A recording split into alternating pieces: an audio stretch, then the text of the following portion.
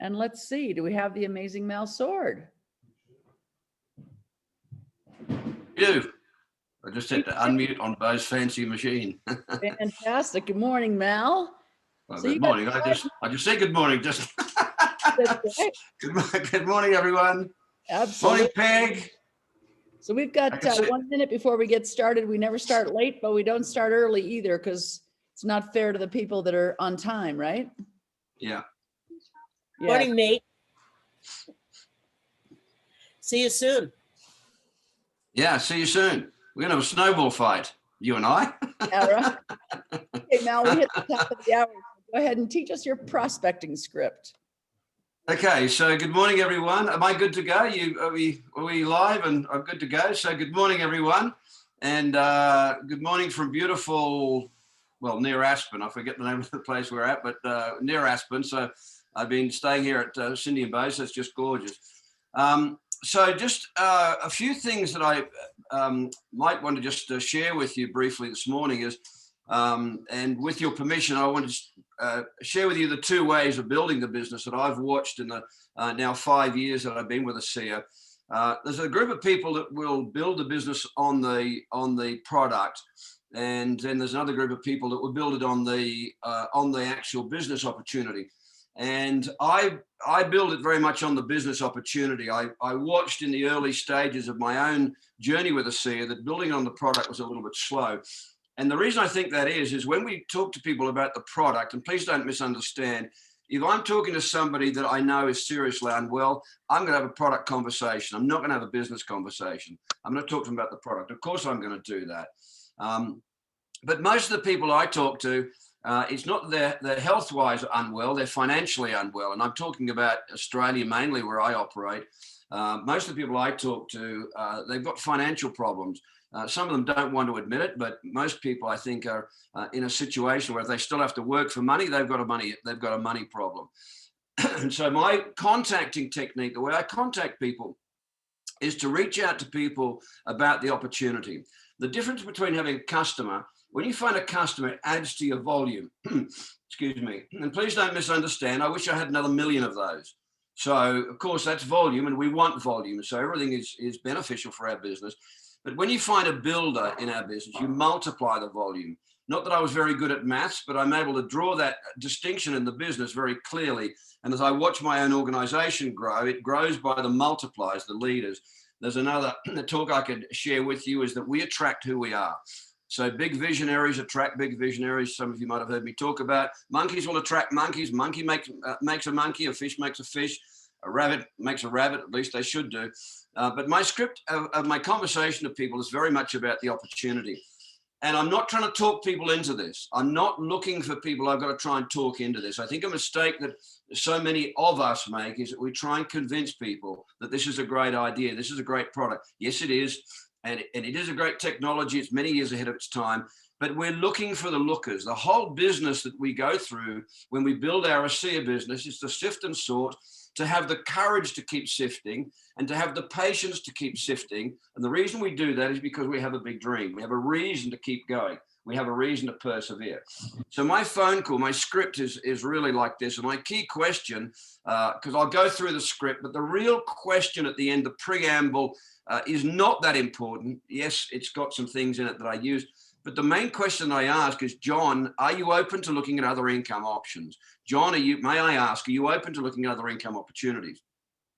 It's a very direct question, and it's not designed to get a maybe I could be. It's really designed to get a yes or no response, and I'm fine with that. One of the things that we have to learn to deal with is to deal with the fact that a no is not an attack on us.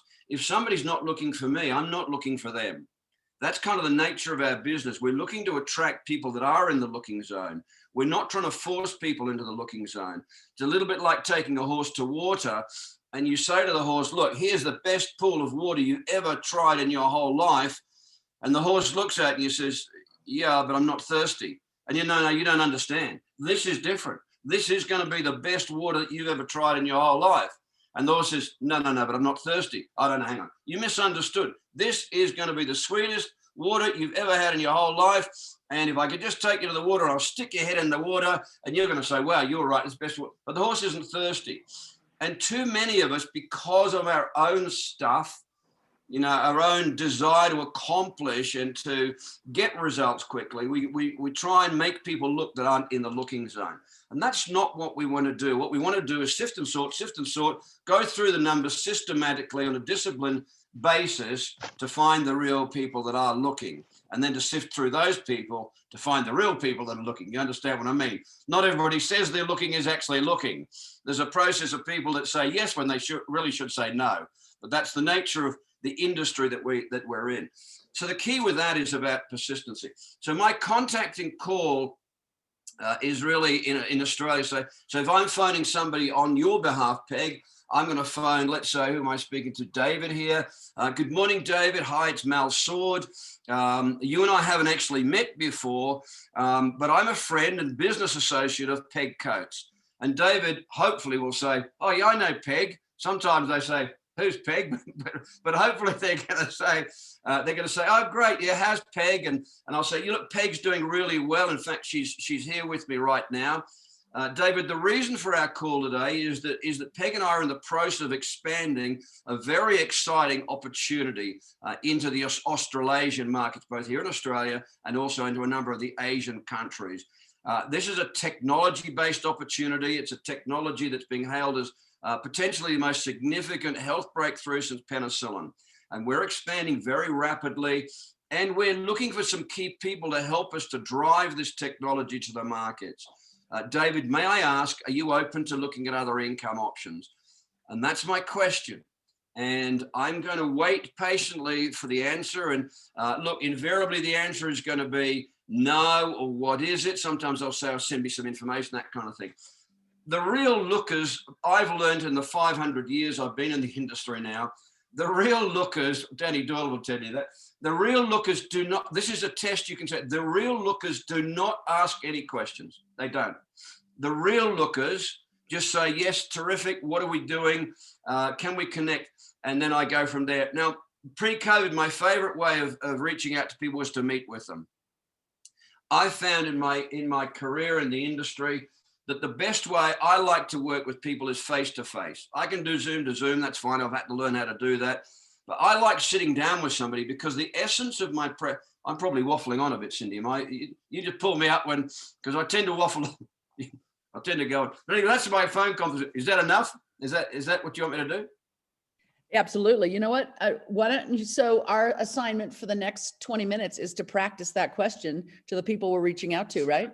That's a great bit. Good mouthful. Is to ask that question. So if there's homework, then if that's what you're doing is to say, okay, in the next, I don't know how long you've got, 20 minutes or so, is to reach out to say 2 people. You know, you might have to contact 5 people to actually connect with 2 people. You know, some people are going to be at work, they're going to be busy, not going to answer the phone, that kind of thing.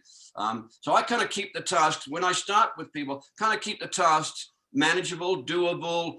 I'd rather you connect with 2 people and get 2 yeses or 1 yes, rather than say, well, you got to contact 500 people in the next 20 minutes, and then it's like it's not going to happen. So keep it manageable, keep it something you can accomplish. So if you said, okay, I need to talk to 2 people in the next 20 minutes, ask them a question based on around the conversation that I just had, and then ask the question, John, Bill, may I ask, are you open to looking at other income options? Perfect. All right, guys, you got your assignment. We'll see you in 20 minutes.